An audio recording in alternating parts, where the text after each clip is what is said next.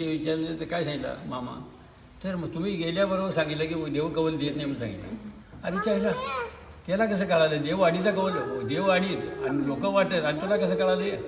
तर देव तो हे तू काय देव आहेस म्हणला. देव आहे की नाही आता बघ की म्हणला, का कोण आहे बघ म्हणला. तर नाही म्हणला ही देवाच्यामुळे देव देवीच म्हणलं, नावं दोन आहेत पण देव एकच आहे. ते इथं बसून त्यांना सांगितलं उद्या देव कौल देत नाही. मग त्यांना काय केला, अरे तिने का देव गेले जरा पाय पण येऊन देत की जरा असं म्हणलं, असं म्हणला मामा. आता आपण हलसिद्धनाथ मंदिरात आहेत. तेथील पुजाऱ्यांच्याकडून या मंदिराविषयी माहिती जाणून घेऊया. हे हलसिद्धनाथ मंदिर हा जुन्या काळातला 1700मध्ये जुनं मंदिर आहे. मग इथे फार वर्षापासून भक्त उगवणे येते सगळं चाललेलं आहे.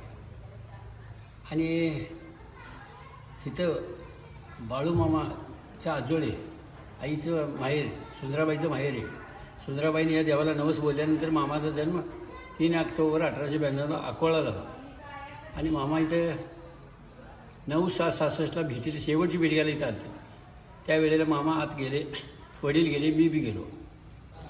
आणि दोघं देव भेटले, ते एकमेकाला गळ्याला घालून भेटले आणि भंडारा टाकला, फुल ठेवलं.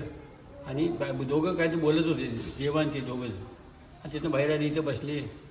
मग इथं मी खेळातो, मलाही आशीर्वाद दिला, मी पाया पडलो. आणि मग मामा तिथनं तिकडे बाहेर गेले, आपल्या गावाला गेले, निंगापूरला गेले बकऱ्यातनं. आणि मग आम्ही इथं थांबलो, इथं प्रसाद विसाद वाटला, सगळं झालं.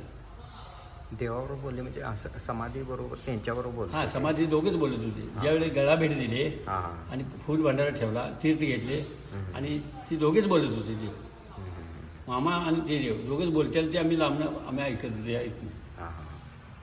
एवढं झालं. काय बोलले काय ऐकलं? हे आम्हाला कसं काय, त्यांची भाषा आम्हाला कसं आहे काय? असं. जिवंत असताना समाधी घेतल्या, जिवंत असताना 1700मध्ये 1700. हा जुना इथे. तरी तुमचं वय आता किती असणार? माझं वय 15 होतं त्यावेळेला. हां. आणि मामांचं वय 73 होतं. 73 होते का? काय त्यावेळेला मामांचं 73, माझं 15 होतं. हां. इथे इथेच भेट झाली. तुम्ही लहान असल्यापासून इथं हाय, पूजा हाय, आहे हाय, काय? लहान. आणि पुजारी इथे. हां. आम्ही इथे पुजारी.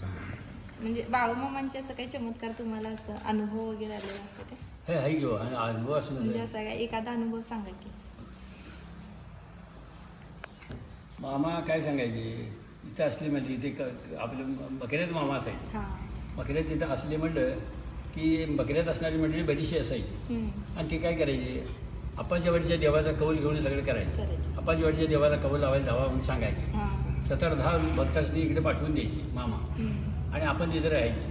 त्या वाड्यात काय? नाही बकऱ्यात बकऱ्यात. बकऱ्यात हां. तिथं राहत होते. आणि 10-12 लोक इकडे आपाच्या वाडीकडे कौल लावायचे तिकडे पाठवून द्यायचे. ती यायचे. 2 मैलवर गेले म्हणले की मामा तिथे लगेच राहिलेल्या भक्तांनी सांगत होते. तिथे एक लक्ष्मण मोरे म्हणे त्यांच्यावर चांगला निष्ठावंत भक्त होता आणि वाट बी होता. आणि तो मामासंग कायम भांडायचा सारखा. मग तो म्हणायचा कसं काय बाबा मामा गेले का लोक जर गेली म्हणली. बरं गेली खरं उद्या सकाळी देव कौल देत नाही रे. लक्ष्मण मोऱ्याला मामा म्हणायचे. मग तुला एवढं कळालं तर त्यानं का पाठवलास असं उलट म्हणायचे. तर तसं नाही म्हणणार, आपण वाटणे जायला लागते त्या देवाला घ्यायच्याशिवाय काय करायचं नाही म्हणणार.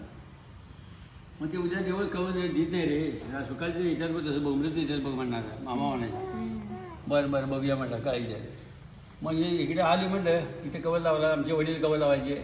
मग सांगायचे कवल झाला नाही रे, नाही मग सांगायचं आम्हाला. मग तिथं गेलं म्हटलं की बकऱ्यात सांगायला गेलं म्हटलं की ते मग लक्ष्मण रे जरा विचारा म्हणला तुम्हाला काय विचारायचं त्याला विचारा म्हणून सांगितलं. मग ते विचारलं तर काय सांगितलं मामा, तर मग तुम्ही गेल्याबरोबर सांगितलं की देव कौल देत नाही म्हणून सांगितलं. अरे चायला त्याला कसं कळालं देव वाडीचा कौल, देव वाडीत आणि लोक वाटत आणि तुला कसं कळालं? तर देव तो हे तू काय देव आहेस म्हणला. देव आहे की नाही आता बघ की म्हणला, का कोण आहे बघ म्हणला. तर नाही म्हणला ही देवाच्यामुळे देव देवीच म्हणलं, नावं दोन आहेत पण देव एकच आहे. ते इथं बसून त्यांना सांगितलं उद्या देव कौल देत नाही. मग त्यांना काय केला, अरे तिने का देव गेले जरा पाय पण येऊन देत की जरा असं म्हणलं मामा. पाय पडायला नको त्यांनी बी, आम्ही पाय पडला. ते मोठा देव आहे, मोठ्या देवाचे तिथे दर्शनाला जायला ते सगळ्यांनी जायचं म्हणून सांगितलं. बाळूमामा इथं कौल लावूनच सगळीकडे हे सगळे आतापर्यंत सुद्धा इथे अप्पाच्या वाडीच्या देवाचा कौल घेतल्याशिवाय माझं कुठलंही मंदिर बांधायचं कुठलंही कारभार करायचं. मग मेतका असू दे आदमापूर असू दे कुठला असू दे, देवाला विचारशिवाय काही करायचं नाही करायचं नाही असं ते मामाने सांगितलं. अशाच प्रकारे आम्ही प्राचीन मंदिराची संपूर्ण माहिती तेथील पुजाऱ्यांच्याकडून घेत असतो. आमचा हा प्रयत्न तुम्हाला कसा वाटला ते तुम्ही कमेंट बॉक्समध्ये सांगा आणि आमच्या व्हिडिओला लाईक, शेअर आणि सबस्क्राईब करा. संत समागम करे निरंतर, जग से हो